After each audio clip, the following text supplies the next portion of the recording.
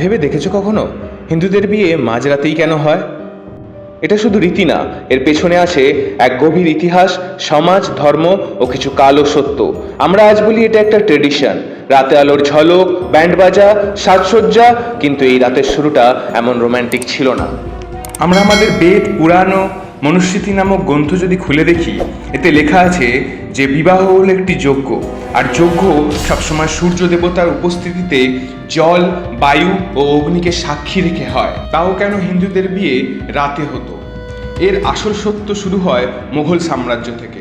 মুঘল আমলে বাঙালি বা হিন্দুরা পুজো পার্বণ অনুষ্ঠান খুব জাঁকজমকভাবে খোলামেলাভাবে করতে পারত না, কারণ মুঘল সাম্রাজ্যে কখনো বরযাত্রীদের উপর হামলা, আবার কখনো মেয়েদের অপহরণ হয়ে যেত, আবার ধর্মান্তর করার ভয়ও লেগে থাকতো। তো সেই সময়ের সমাজ রাতে বিয়ে করার রীতিও প্রথা বানালো। চুপচাপ অল্প লোকজন নিয়ে ঘরের ভেতরে, কোনো ব্যান্ড বাজা নয়, কোনো সাজসজ্জা নয়, অল্প আলোতে, যাতে বিয়ে সুরক্ষিতভাবে হয়ে যায়। ধীরে ধীরে এটা মানুষের অভ্যেসে দাঁড়িয়ে যায় এবং তারপর সেটা থেকে ঐতিহ্য। তো আপনার ঘরে যদি কখনো বিয়ে হয়, চেষ্টা করবেন সূর্যের উপস্থিতি রেখে, অগ্নিকে সাক্ষী রেখে ও সব দেবী দেবতার আশীর্বাদ রেখে যেন বিয়েটা হয়। এরকম আরও ভিডিও পেতে চ্যানেলটিকে সাবস্ক্রাইব করে লাইক, শেয়ার, কমেন্ট করে দেবেন।